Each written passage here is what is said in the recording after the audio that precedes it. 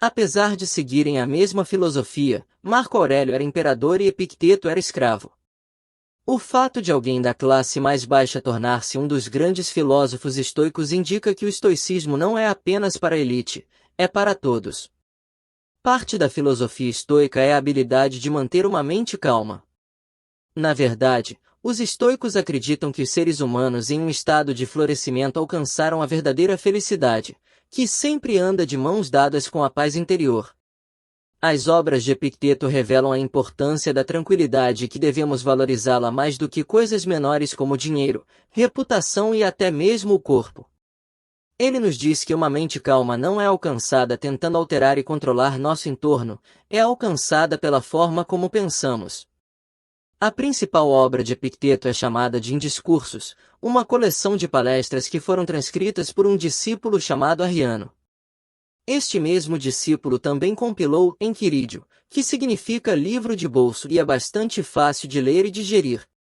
Nestas fontes, podemos descobrir como Epicteto pensava sobre lidar com preocupações, eventos estressantes e dificuldades da vida cotidiana, para que possamos manter uma mente calma, apesar do que o mundo nos reserva. Haja de acordo com a natureza. Quando Epicteto estava ensinando, um de seus alunos disse que queria ir para casa porque estava doente. Epicteto, então, o enviou para casa. Mas ele também perguntou ao aluno se acreditava ou não que, em sua condição, estava apto para melhorar seu propósito moral e se frequentar as aulas era a coisa certa a fazer. Ele disse: volte e cuide de seus assuntos em casa. Pois se seu princípio reitor não pode se conformar com a natureza, sem dúvida, seu terreno miserável pode ser conformado com ele. A lição que tiramos disso é que devemos fazer o que a situação atual exige de nós. O que quer que nos sobrecarregue, é o caminho do universo. Não há necessidade de forçar as coisas, então, quando estamos doentes, não devemos nos forçar a fazer coisas que não podemos. Em muitos casos, a melhor maneira de lidar com uma doença é aceitá-la e fazer o que é melhor para nós naquele momento. Certamente, Epicteto também escreveu que a doença é um obstáculo para o corpo, mas não para nossa capacidade de escolha. Isso não significa que devemos nos forçar a realizar nossas tarefas, o que poderia piorar as coisas. Significa que, apesar dos obstáculos físicos, ainda podemos escolher entre entrar em pânico ou tomar decisões racionais de maneira mais calma. Quando observamos uma pandemia, por exemplo, vemos dois extremos: de um lado, há o pânico, e do outro, a completa indiferença. No primeiro caso, as pessoas são dominadas pelo medo e pela emoção, e no segundo caso, as pessoas se recusam a reconhecer o problema e talvez tentem parecer duronas. Mas agir de acordo com a natureza, ou seja, a natureza do universo, assim como nossa natureza humana, começa reconhecendo a situação, fazendo uma investigação adequada e tomando as medidas necessárias, enquanto mantemos a cabeça fria. Não importa como escolhemos reagir, é importante lembrar que a doença e a morte são simplesmente parte da natureza. Todos nós partiremos um dia. Observe seus julgamentos. A ansiedade não é causada pelo ambiente. É causada pela posição que tomamos em relação ao ambiente. Todos nós temos nossos quadros de referência e, a partir desse quadro, decidimos o que toleramos e o que não. Não há nada de errado com isso. Muitas vezes, isso serve ao propósito de discernir o bem do mal. No entanto, nossos julgamentos se tornam um problema se nos fazem sentir com o direito a coisas que naturalmente não temos direito.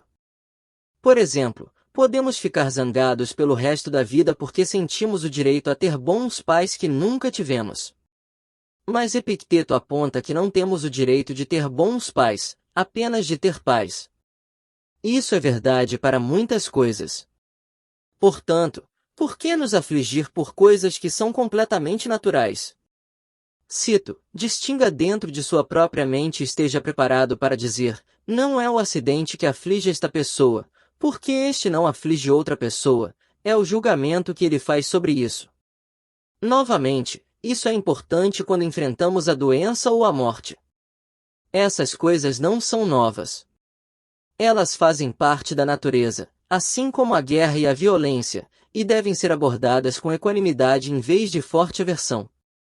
Além disso, quando não carregamos desejos e aversões intensos, somos mais capazes de lidar com a situação de forma racional do que quando somos dominados por pensamentos irracionais e emoções. Concentre-se menos nas coisas fora de seu controle. No início do Enquiridio, encontramos a famosa dicotomia de controle, que é uma pedra angular do pensamento estoico.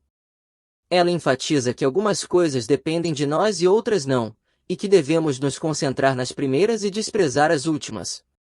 Como seres vivos neste universo, temos que lidar com o que está ao nosso redor. Podemos desejar controlar o mundo exterior, talvez com dinheiro, posição de poder, força física, inteligência ou influência. Mas no final do dia, essas são apenas ferramentas que podem influenciar, mas nunca controlar. E mesmo que consigamos controlar algumas coisas, sempre haverá bilhões de outras coisas que escaparão de nossas mãos.